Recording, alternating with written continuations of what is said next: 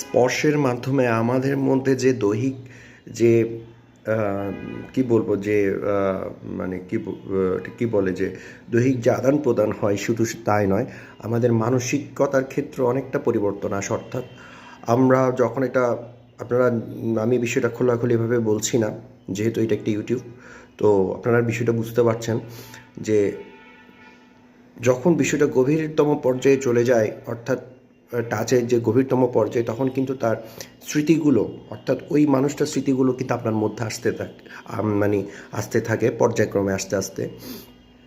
তো এটা আসলে শুধুমাত্র শারীরিক কোনো বিষয় না, এটা মনস্তাত্ত্বিকগত বিষয়। এটা এটা এটা আমাদের বোঝা উচিত যে শারীরিক শুধু সম্পর্কের ক্ষেত্রে বিষয়টা কিন্তু লিপিবদ্ধ নয়। এটা কিন্তু আপনার মানসিকতার মধ্যেও জিনিসগুলো চলে আসে, আরেকজনের স্মৃতিগুলা।